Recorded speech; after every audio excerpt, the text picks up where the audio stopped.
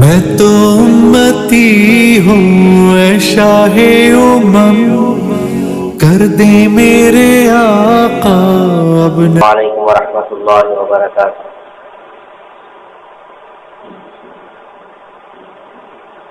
بسم اللہ الرحمن الرحیم، الحمد للہ رب العالمین والصلاة والسلام علی سید الانبیاء والمرسلین، لا الہ الا اللہ الحلیم الکریم، سبحان اللہ رب العرش العظیم، الحمد للہ رب العالمین۔ قال الله تبارك وتعالى في كلامه المجيد والفرقان الحميد، فأعوذ بالله من الشيطان الرجيم، بسم الله الرحمن الرحيم، يا أيها الذين آمنوا ادخلوا في السلم كافة ولا تتبعوا خطوات الشيطان إنه لكم عدو مبين۔ قال النبي صلى الله عليه وسلم، من عاد فليخفف۔ وعن البراء بن عازب رضي الله عنهما قال، أمرنا رسول الله صلى الله عليه وسلم بسبع: عيادة المريض، اتباع الجنازة، وتشميت العاطس، ونصر الضيف، وعون المظلوم، وإفشاء السلام، وإبرار المقسم، أو كما قال عليه الصلاة والسلام۔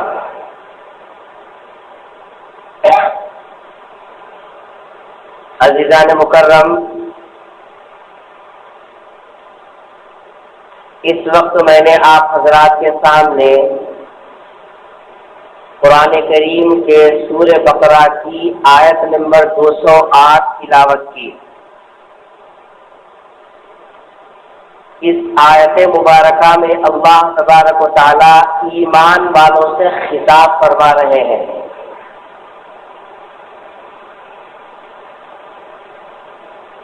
اور اس خطاب کے دوران میں اللہ تبارک و تعالیٰ نے ایمان والوں کو ایک بات کا حکم دیا،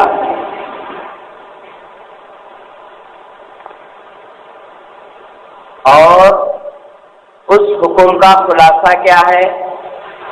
اس حکم کا خلاصہ یہ ہے کہ اللہ تبارک و تعالیٰ ایمان والوں سے کہہ رہے ہیں کہ اے ایمان والو، تم اسلام میں پورے کے پورے داخل ہو جاؤ۔ ترجمے کے اوپر غور کیجئے۔ اردو زبان ہم بولتے ہیں، جب اردو میں ترجمہ ہم کرتے ہیں تو اردو بھی نہیں سمجھتے، عربی سمجھنا تو دور کی بات ہے جی، اردو کے اندر جملہ بولا جائے تو وہ سمجھنا بھی مشکل ہو جاتا ہے۔ پتہ نہیں لوگ ترجمہ قرآن کا پڑھ کے نعرے خوب لگاتے ہیں، بات کیسے سمجھ میں آتی ہے؟ حقیقت یہ ہے کہ ہم میں سے اکثر افراد وہ ہے جو اردو اگر بولا جائے تو اردو کے جملوں کا بھی مفہوم صحیح طور پر نہیں سمجھتے۔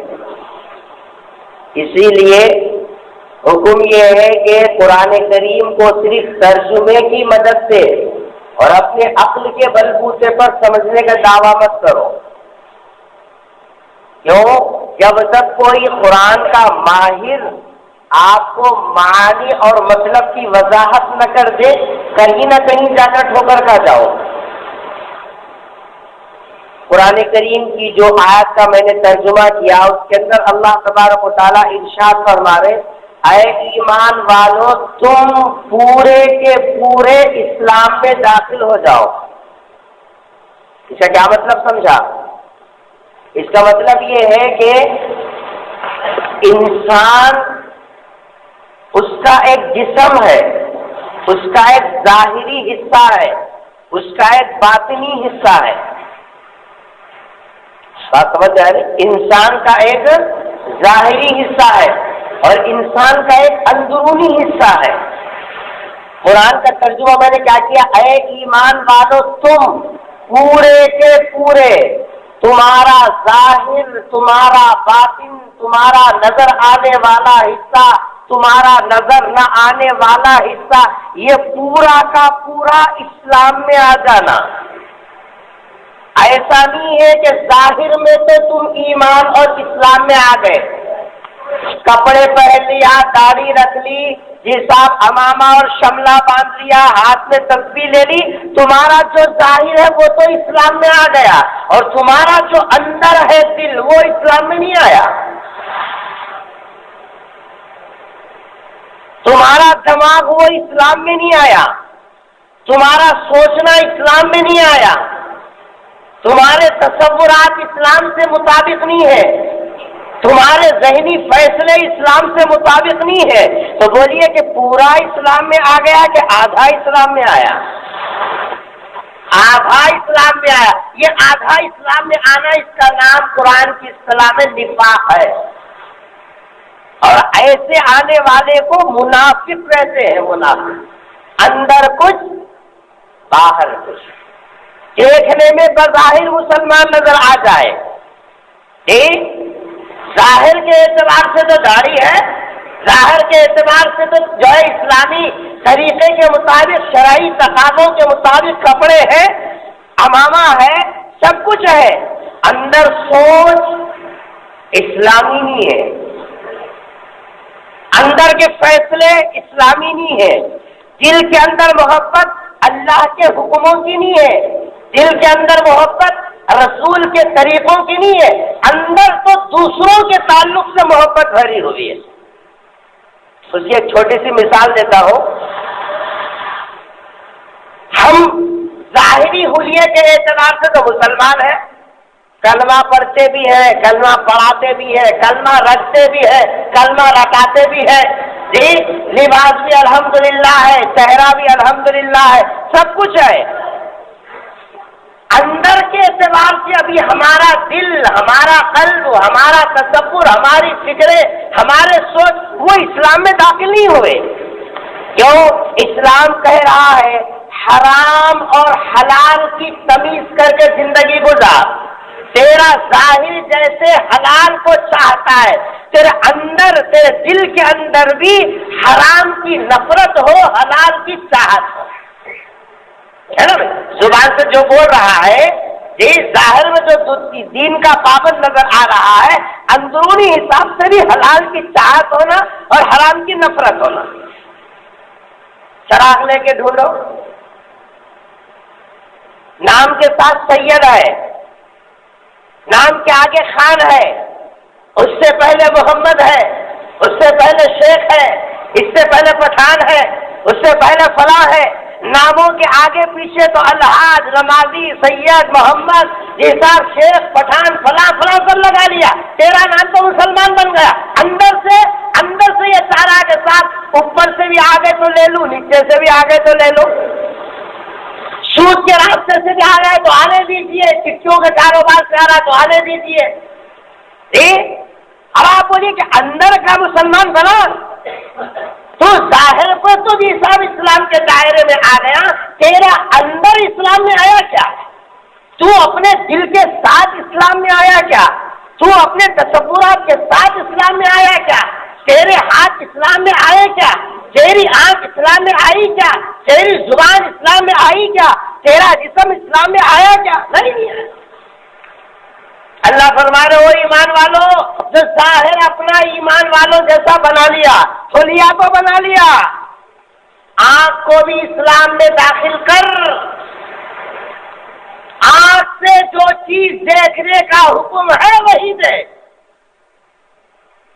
کسی پرائی لڑکی کو، کسی پرائی ماں کو، کسی بہو بیٹیوں کی عزتوں کو، کسی نہ دیکھنے والی چیزوں کو مت دے۔ اگر دیکھے گا تو تیری آنکھ اسلام میں نہیں آئی، ابھی تو تیرا ظاہر بنا، لیکن تیرے ابھی اعضاء اسلام میں نہیں آئے۔ قرآن کی آیت کا مفہوم سمجھ میں آ رہا؟ قرآن کیا کہہ رہا ہے؟ اے ایمان والو، تم پورے کے پورے، تمہارا جسم، تمہاری آنکھیں، تمہاری زبان، تمہارے ہاتھ، تمہارے پر یہ پورے جسم کے ساتھ تم اسلام میں آ جاؤ. ہم تو کہتے ہیں کہ جی صاحب اتنا کڑا اسلام میں آنا ہمارے سے نہیں ہو سکتا. ملتا بولو داڑھی رکھو. ہم صاحب اس کی سختی کرے تو کیسا کرنا پڑو نا. اندر سے آتا باہر سے رکھو. آدھا ادھر بس پورا آ رہا اسلام نہیں ہے. ارے سرکار کی سنت ہے. یہ مسئلہ سرکار کی سنت ہے تو کیا زبان ہوتی بچی کون دیتا. رشتہ ہوتا. بیگم بڈھا ہے بولتی. معاشرے والے سماج والے کام کرنے والے تجارت کرنے والے نوکری میں ساتھ کرنے والے لوگ بولتے کیا کبھی داڑھی چھوڑی آ رہے بڈھے کے جیسا. اس بات سے میں نہیں رکھتا.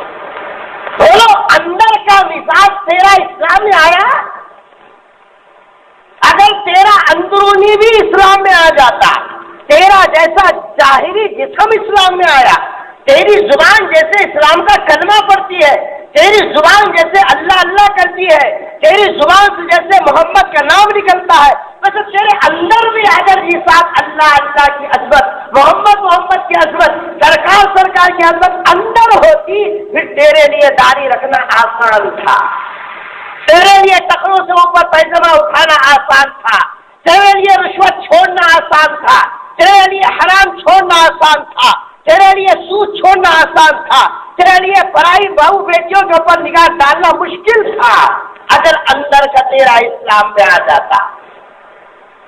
اور اندر کا اسلام 60 سال کی عمر ہو گئی, 70 سال کی عمر ہو گئی, حاجی بن گئے, ابھی اندر کا جو ہے اندر کا ابھی اسلام میں نہیں آیا. قبر میں پیر لٹک رہے, ابھی کب آئے گا.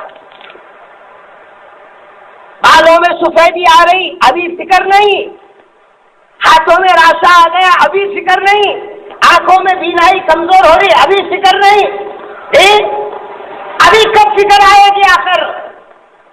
ارے یہ علامتیں تو تجھے بیدار کرنے کے لیے ہے, خواب غفلت سے تجھے اٹھانے کے لیے ہے. قرآن کریم میں اللہ تبارک و تعالیٰ ارشاد فرماتا ہے, او ایمان والو, صرف دعوے سے کام چلنے والا نہیں. تو جیسے دعویٰ کرتا ہے کہ میں ایمان والا ہوں, تو پھر میرا حکم یہ ہے کہ تو پورا کا پورا تیری زبان بھی مسلمان بنے, تیری زبان سے کسی کو تکلیف نہ پہنچے, غیبت نہ نکلے, چغلی نہ کھائے, حسد کے بول نہ نکلے. کہ تیری زبان اگر جی صاحب جو ہے اسلام میں آئے گی تو پھر ان چیزوں سے بچنا تیرے لیے آسان.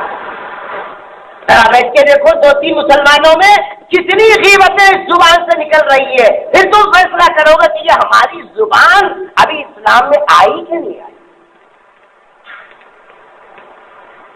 اللہ تبارک و تعالیٰ کا ارشاد فرما رہے, یا ایھا الذین آمنوا, اے ایمان والو تم پورے کے پورے اس میں آ جاؤ, اسلام میں آ جاؤ.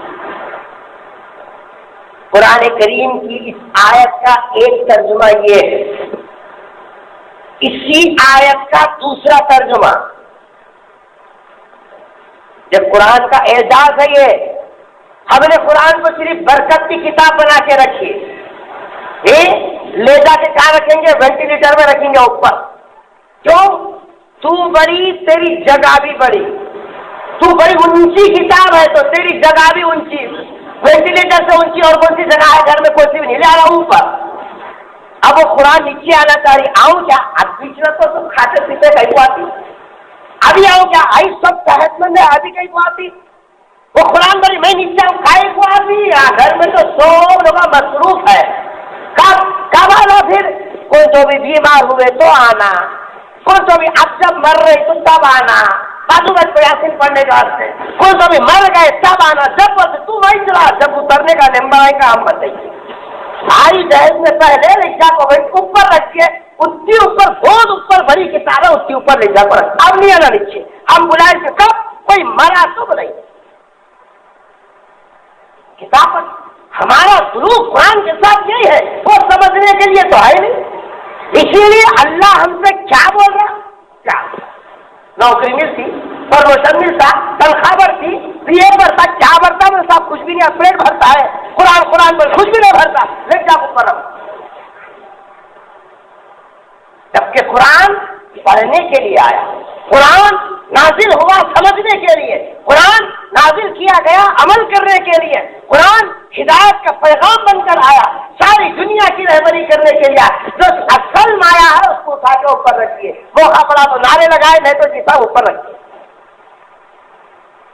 قرآن کریم کا ایک ترجمہ سمجھنا چاہتا ہوں میں نے، یا ایھا الذین آمنوا ادخلوا فی السلم کافہ، اس کا ایک ترجمہ یہ ہے، اے ایمان والو تم اپنی ذات کے اعتبار سے پورے کے پورے، آنکھ ناک دل دماغ ہاتھ پیر، یہ پورے کے پورے کو اسلام میں ویزا داخل کر لو۔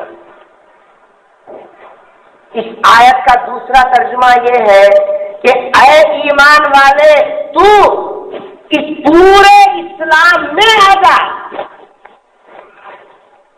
اے ایمان والے تو یہ پورے اسلام میں آ جا، اسلام پورا ہے اس پورے میں آ جا۔ اس کا ایک حصہ عبادات کا ہے، اس کا ایک حصہ معاملات کا ہے، اس کا ایک حصہ معاشرت کا ہے، اس کا ایک حصہ اخلاق کا ہے، یہ جو اس کے حصے ہیں تو آیا تو ان پوروں کے اندر آ۔ عبادات کے اندر تو آ گیا، معاملات کے اندر چھٹی، عبادات کے اندر آ گیا، معاشرت کے اندر چھٹی، معاملات کے اندر آ گیا، اخلاق کے اندر چھٹی۔ فرمایا نہیں، پورے جتنے شعبے ہیں سب شعبوں کے اندر تو آ جا۔ اس اعتبار سے اگر دیکھا جائے، نمازیں بڑی پابندی سے ہماری الحمدللہ، نماز کے معاملے میں کھڑے، روزے کے معاملے میں بھی کھڑے، زکات کے معاملے میں بھی کھڑے، اللہ توفیق دیا تو حج کے معاملے میں بھی کھڑے۔ عبادات کا جتنا شعبہ اس میں تو نمبر 1 پہ، معاملات کا نمبر آیا، لو پڑھو، اس کی ٹوپی اس کو، اس کی ٹوپی اس کو۔ معاشرت کا نمبر آیا، بچوں کے حقوق ادا کرنے کا، بیوی کے حقوق ادا کرنے کا، ماں باپ کے حقوق ادا کرنے کا، پڑوسیوں کے حقوق ادا کرنے کا، بیماروں کے حقوق ادا کرنے کا۔ یا آ گیا یا بالکل خالی، صاحب خالی نماز پڑھ لیا تو مسلمان بن جاتے، بس خالی نماز پڑھتا۔ ارے پڑوسیوں کے حق کو ادا کرنا، ماں باپ کے حق کو ادا کرنا، بیوی کے حق کو ادا کرنا، بیماروں کے حق کو ادا کرنا، بیواؤں کے حق کو ادا کرنا، یتیموں کے حق کو ادا کرنا۔ نہیں وہ صاحب میں خالی سفر پل میں نماز پڑھ لیتا ہوں، میرے کو اسلام اتنا ہی کافی ہے، وہ معاملات تو میں نہیں آتا۔ زبان سے نہیں بولے لیکن عمل یہی ہے ہمارا۔ پہلی سب سے نماز پڑھتا، برس کو جا کو پڑوسی سے لڑتا، کچرا یہاں کہیں کو ڈالی، تمہارے گھر کا پانی یہاں کہیں کو آیا، وہ جی صاحب جو ہے یہ پتا ادھر کیوں گرا لے، جبکہ حضور اکرم صلی اللہ علیہ وسلم کیا فرمایا، پڑوسیوں کے اتنے حقوق ہیں، اتنے حقوق ہیں، جبرائیل اتنے احکام لے کر میرے پاس آیا، مجھے ڈر ہونے لگا کہیں جیسا ترکے کے اندر بھی اس کو حصے دار بنا سکتے ہیں۔ بولو پورے اسلام میں آئے ہم، آدھے میں آ گئے، آدھے میں چھٹی کر لیے، بولے گا صاحب تھوڑے میں بھی کرے تو چلتا نا مجھتا، نہیں۔ دیکھو اللہ تبارک و تعالیٰ کے جو احکام ہیں اور شریعت کے جو پورا جو اسلام ہے اس کے 2 حصے ہیں، ذرا غور سے سنیے گا بات، کتنے حصے ہیں؟ 2 حصے ہیں۔ پہلے حصے کا نام ہے حقوق اللہ، اللہ کے حق، نماز اللہ کا حق، روزہ اللہ کا حق، زکات اللہ کا حق، اللہ کو اللہ سمجھنا اللہ کا حق، اللہ کو رزاق سمجھنا اللہ کا حق، اللہ کو سمجھ سمجھنا اللہ کا حق، اللہ تبارک و تعالیٰ کو بے مثال سمجھنا اللہ کا حق، اللہ تبارک و تعالیٰ کو ذوالجلال والاکرام سمجھنا اللہ کا حق، اللہ تبارک و تعالیٰ کو مقصد سمجھنا اللہ کا حق، اللہ تبارک و تعالیٰ کو مانع و دار سمجھنا اللہ کا حق، نافع و دار سمجھنا اللہ کا حق۔ یہ اللہ کے حقوق کی تفصیل ہے۔ اور دوسرا جو حصہ ہے اس کا نام ہے حقوق العباد، بندوں کے حق، بندہ بیوی کی شکل میں، بندہ باپ کی شکل میں، بندہ بیٹے کی شکل میں، بندہ ماں کی شکل میں، بندہ بہن کی شکل میں، بندہ یتیم کی شکل میں، بندہ بیوہ کی شکل میں، بندہ پڑوسی کی شکل میں، بندہ بیمار کی شکل میں، کوئی بھی شکلوں میں آ سکتا ہے بندہ، کہ ان کے حق بھی تیرے اوپر ہے۔ ایک کے حق کو ادا کرے اور دوسرے کے حق کو ادا نہ کرے. اسلام پورے کا نام ہے، آدھے کا نام نہیں. بات کا دوسرا ترجمہ کیا؟ اے ایمان والے تو پورے اسلام میں داخل ہو جا، آدھے اسلام میں نہیں. آج ہم کتنے میں داخل ہو گئے؟ اسلام کے آدھے حصے میں تو آ گئے. نماز پڑھا بولا صاحب بہت اچھا آ جاتا ہوں، سبحان اللہ. روزہ رکھو بولے صاحب ٹھیک ہے میں روزہ رکھ لیتا ہوں. زکات نکال دے تو نکال لیتا ہوں. حج کرنے چلے جاتا ہوں. لیکن بیوہ بہن کا خیال کر، آپریشن نہیں ہوتا اس صاحب. بیمار ہوگا اس کی مزاج پرسی کر، آپریشن نہیں ہوتا. پڑوسی کو مت ستا، آپریشن نہیں ہوتا. اور پورے اسلام میں آیا کہ آدھے اسلام میں آیا؟ آدھے اسلام میں آیا. اللہ کیا فرما رہے؟ ایھا الذین آمنوا ادخلوا فی السلم کافۃ، پورے اسلام میں آنا. آدھے کے اندر آیا تو کام چلنے والا نہیں. آدھے میں اگر آیا تو کیا ہوگا؟ آدھے کو لے لیا، آدھے کو چھوڑ دیا. آدھے کو لے لیا، آدھے کو چھوڑ دیا. تو فرمایا کہ یہ اسلام کی اتباع نہیں ہے، شیطان کی اتباع، نفس کی اتباع، خواہشات کی اتباع. اللہ کی اتباع نہیں ہے. اس لیے قرآن کیا کہتا ہے؟ وَلَا تَتَّبِعُوا خُطُوَاتِ الشَّيْطَانِ، شیطان کی پیروی مت کر. کیونکہ جہاں تو نے اسلام میں دو حصے کر دیے، ایک کو لے لیا ایک کو چھوڑ دیا، تو پھر وہیں سے شیطان کی اتباع شروع ہو جائے گی. اس معاملے میں تو اللہ کا پابند ہے، اور اس معاملے میں تو اپنے آپ کو آزاد کر لیا. جیسا من میں آیا ویسا کر لیا. جبکہ سرکار دو عالم صلی اللہ علیہ وسلم کی شریعت میں جیسے عبادات کی رہنمائی ملتی ہے، ویسے ان معاملات کی بھی رہنمائی ملتی ہے. مثلا حضور اکرم صلی اللہ علیہ وسلم کا جو فرمان میں نے آپ کے سامنے پڑھا، حضرت براء بن عازب رضی اللہ تعالیٰ فرماتے ہیں کہ رسول اکرم صلی اللہ علیہ وسلم نے ہم کو حقوق العباد کی تفصیل بتلاتے ہوئے ارشاد فرمایا، ایک مسلمان کے اوپر کم از کم 7 کام کرنا ضروری ہے. کتنے کام؟ 7 کام کرنا ضروری ہے.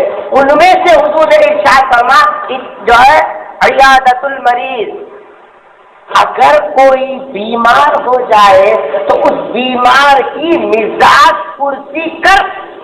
یہ حق ہے تیرے اوپر، یہ بندے کا حق ہے. یہ جیسے نماز فرض، ویسے اگر کوئی ایمان والا یا غیر ایمان والا جس سے تیرے تعلقات ہے، اگر وہ بیمار ہو جائے اس کی مزاج پرسی کرنا تیرے اوپر والی.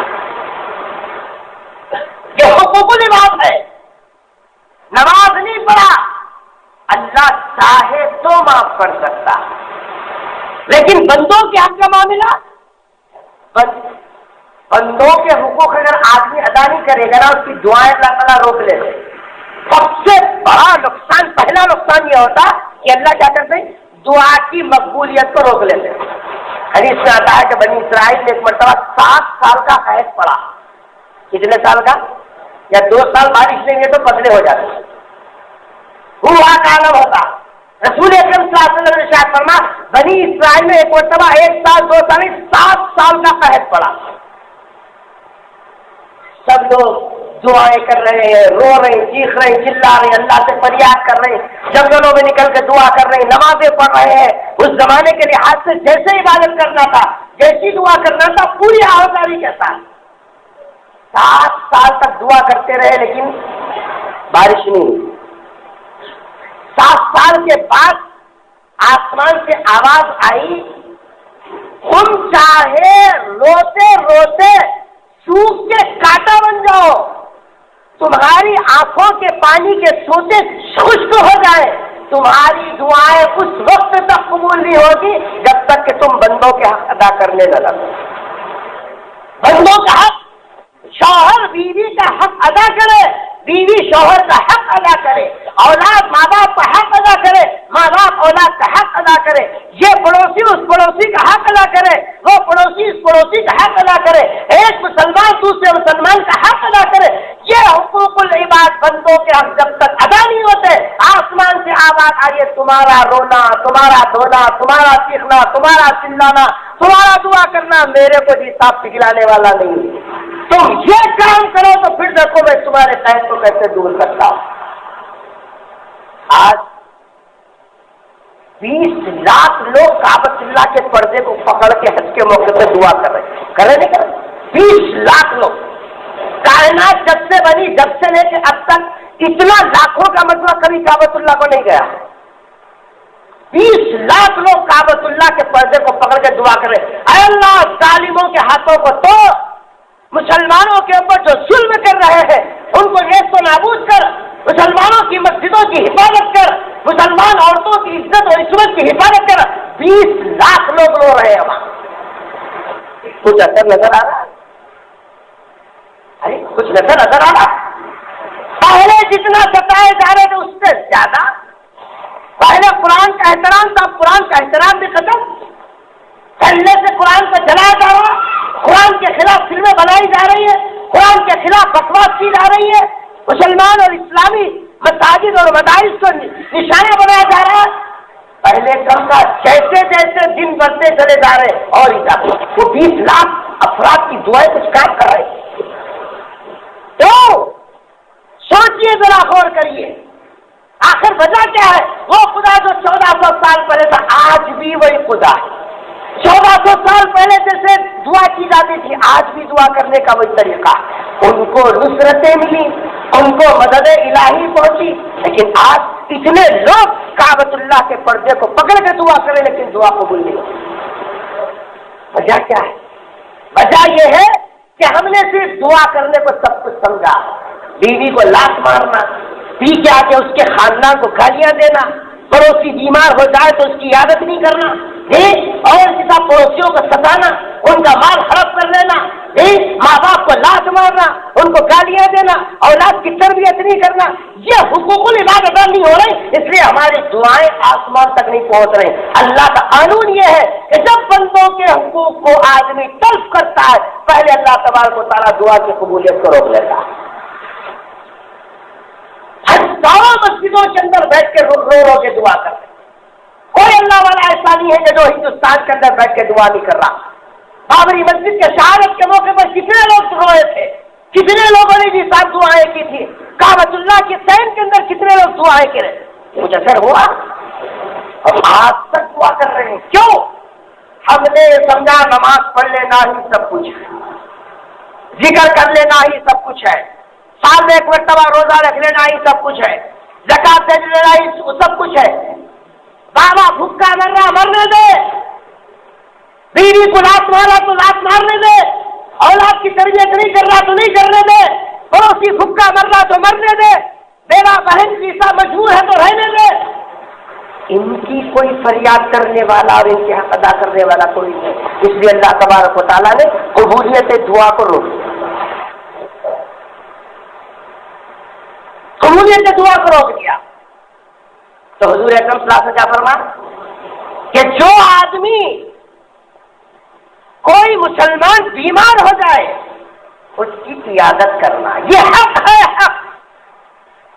आज जरा चिराग लेके ढूंढो, झूठे मुंह से नहीं पूछते कैसी तबीयत है, पूछे तो गाँव करने पर से क्या ले, कैसे में आपा की तबीयत पूछे तब आप फिर कुछ तो निकलने पड़ता क्या है, इस बात से उधर आ रहा तो उधर पतली गली से निकल जाए।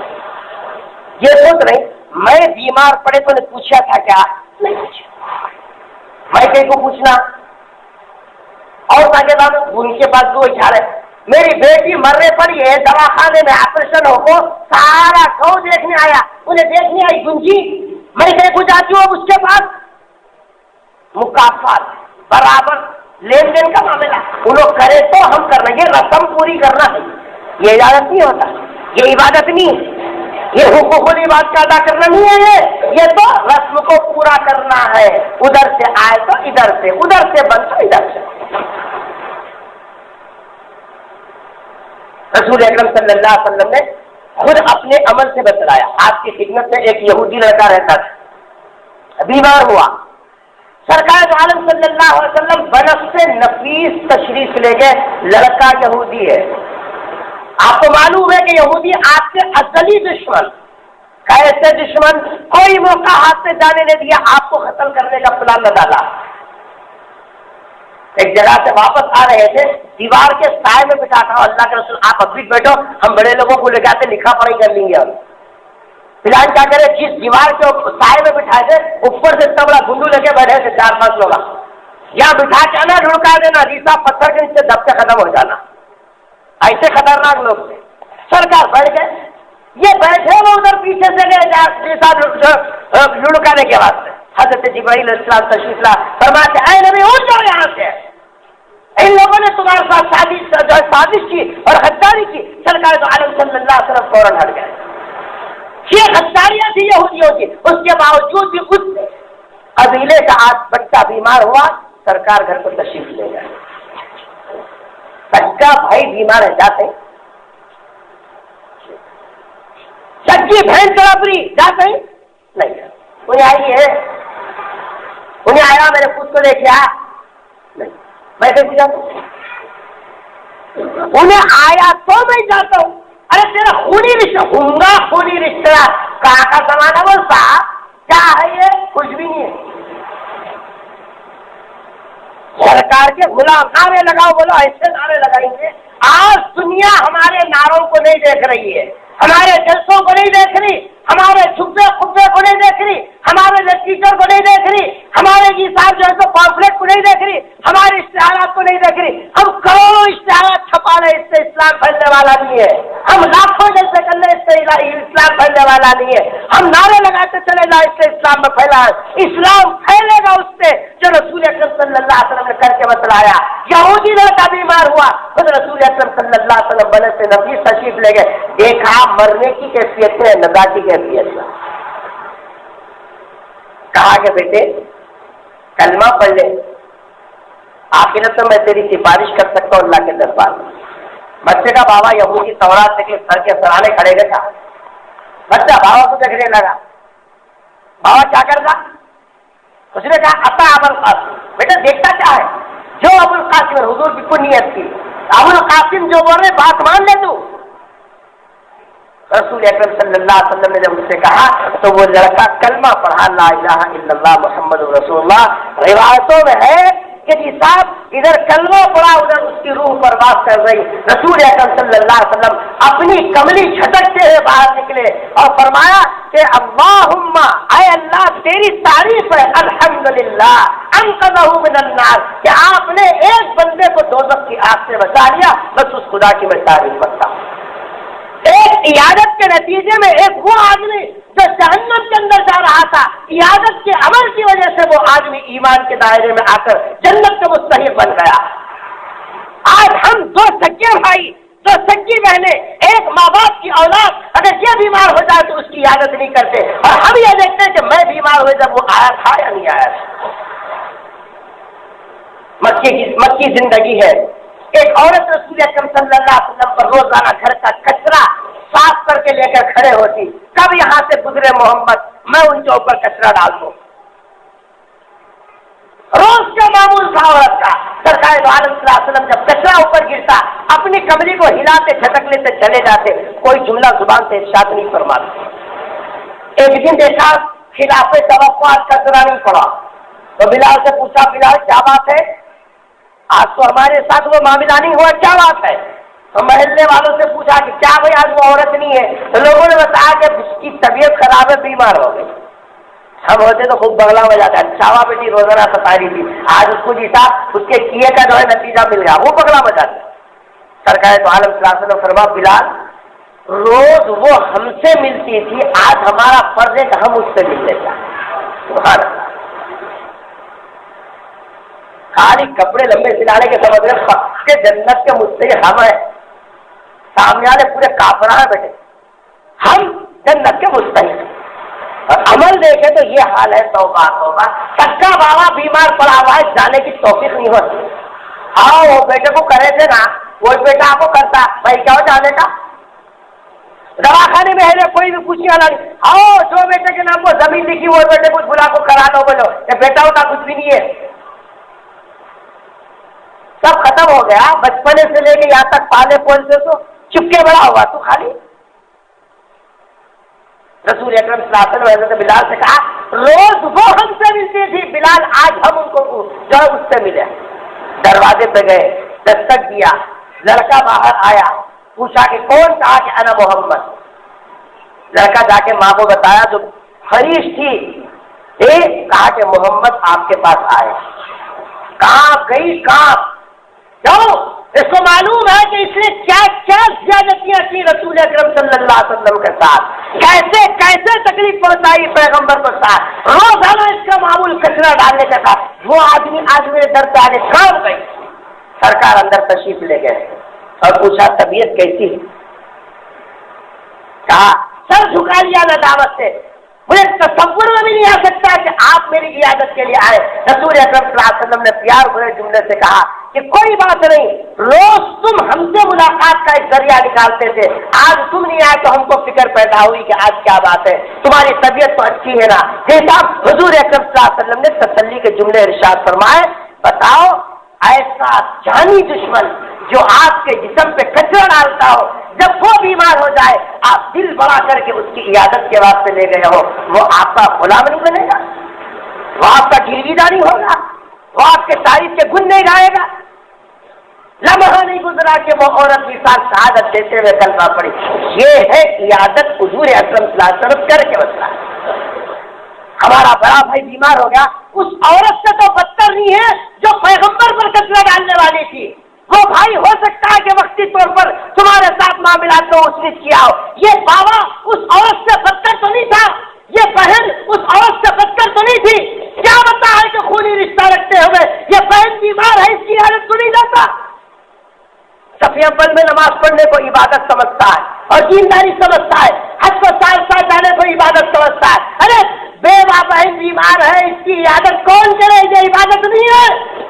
جیسے رسول اکرم صلی اللہ علیہ وسلم نے ارشاد فرمایا، ایک عام مسلمان دوسرے عام مسلمان کے پاس عیادت کے لیے جاتا ہے، جب تک عیادت میں بیٹھتا ہے سرکار دو عالم صلی اللہ علیہ وسلم فرمایا جنت کے باغ میں وہ آدمی ہو محفوظ، کسی قسم کی کوئی آفت اس کے اوپر نہیں آتی۔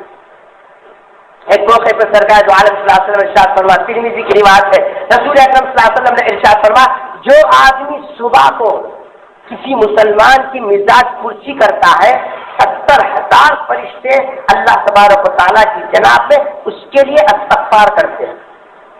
کتنے؟ 70,000 فرشتے۔ 70,000 روپے ایک مرتبہ دے گے کیا پوچھو؟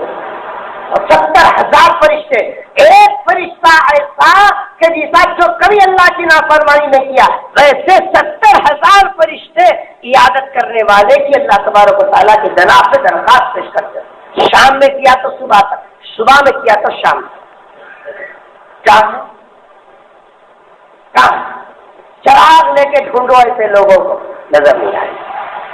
دین کس کا نام ہے؟ نعرے لگانے کا، سالانہ جلسے کرنے میں کا؟ دین اشتہارات کا نام ہے؟ دین کس کا نام ہے؟ خالی جی صاحب پکڑیاں بجے نعرے رسول یا رسول اللہ، نعرے رسالت یا رسول اللہ، ہم عاشق رسول، ہم عاشق مصطفیٰ۔ اس کا نام دین نہیں ہے۔ اگر اس کا ہی نام دین ہوتا تو مکے کے اندر حضرت بلال کی چمڑی اتاری نہیں جاتی اور حضرت خباب کو دہشت کے انگاروں پہ سونے کی نوبت نہیں آتی۔ دین اس کا نام نہیں ہے نعرے لگانے کا، جلسے کرنے کا۔